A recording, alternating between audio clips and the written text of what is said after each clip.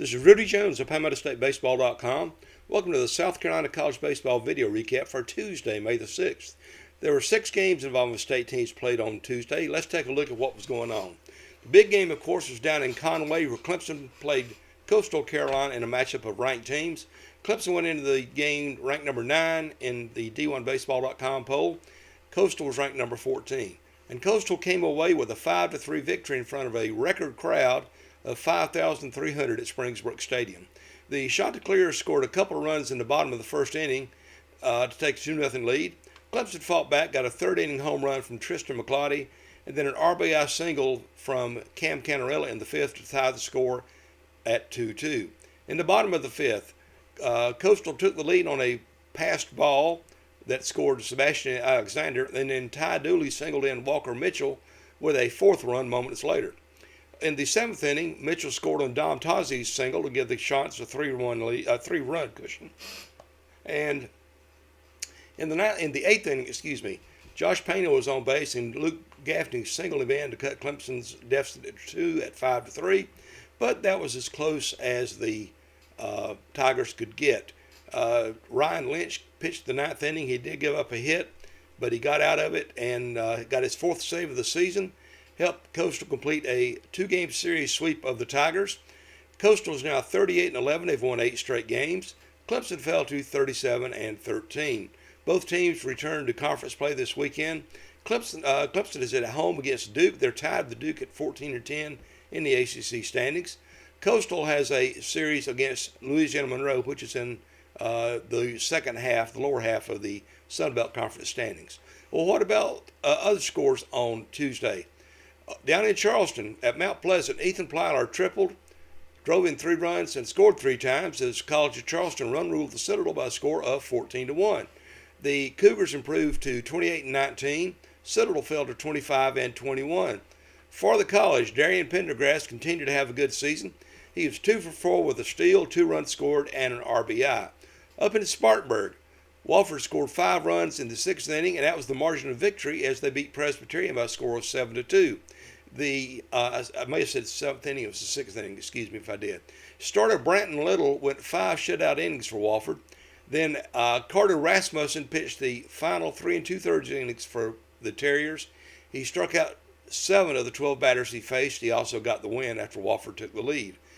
For the Terriers, Tyler Bach was 2 for 3 with a walk, a stolen base, a run scored, and an RBI. The Terriers improved to 28-22. PC fell to 17-28. In the Region 10 tournament down in Lexington at Lexington County Baseball Stadium, Florence Darlington Tech got 15 hits and stole 10 bases and beat Gaston College 19-8 to win the Region 10 tournament championship. Patrick Evans had 4 singles, stole 3 bases, and drove in 5 runs for the Stingers. Tech is now 49-9. I had to make sure about that. They will play host to the East District tournament this weekend. They'll be playing Harford, Harford, in a best-of-3 series in Florence. The winner of that series goes to the Junior College World Series in Grand Junction, Colorado, later this year.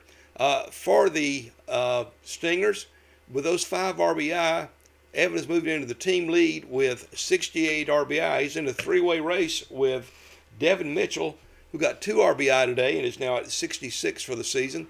And Zach Hunt got 1 RBI today. He's now at 65 for the season.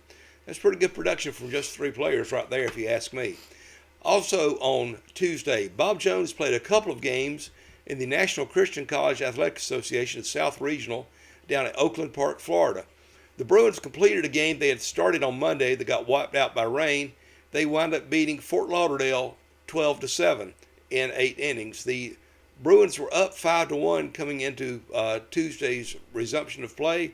The team's Bruins got 2 runs in the top of the 7th to make it 7-5, and Southeastern Baptist scored a pair in the bottom of the 7th, forcing the extra innings. They're playing a 7-inning regulation game as they go. In that 7th inning, the 8th inning, the Bruins scored 5 runs. The highlight was Angel Gomez's 2-run homer to cap things out. or Angelo Gomez, excuse me. The Bruins later played top-seeded Fort Lauderdale and lost that game by a score of 7-3.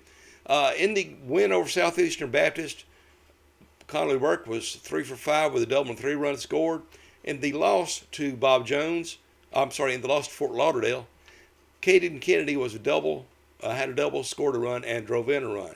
In between that game, Trinity Baptist beat Toccoa Falls 2-0. And Bob Jones on Wednesday will play the winner of the Southeastern Baptist Toccoa Falls games, which is still going on as this is being recorded at about 10 o'clock. Trying to slide this in so I can get back to the first overtime of the Hurricanes Capitals Stanley Cup playoff game. That was it for the action on Tuesday, May the 6th. How about the schedule for Wednesday? I mentioned that Bob Jones will be playing on Wednesday in the morning, probably either at 10 or 11 o'clock based on the schedules I saw. Then other action going on tomorrow. We've got Winthrop playing the Citadel at 2 o'clock. I'm sorry, my schedule's not wanting to come up for me. But again, it is a light schedule for the state teams. Winthrop's at the Citadel at 2 o'clock. That was supposed to have been a night game, but they did move it up. Presbyterian goes over to Western Carolina for a 5 o'clock game. And USC Upstate is at Georgia State at 6 o'clock. That's all the action that's going on. Now, looking ahead, there are a couple of games beginning on Thursday, or a couple of conference series. That includes Coastal Carolina's home series against Louisiana Monroe and South Carolina's road trip to Auburn. Those series begin on Thursday. The other state teams begin on Friday. One other thing also beginning on Thursday is the first round of the Peach Belt Conference Championship Series between Columbus State and Lander. Game 1 of that best-of-3 series will be at 3 o'clock on Thursday at Stephen V. Dolney Stadium in Greenwood. They'll play 2 games if needed on Friday. Of course, the first team to win 2 is the champion for the Peach Belt Conference and goes on to the Southeast District Southeastern Regional, I should say, for Division 2. Different levels have different names.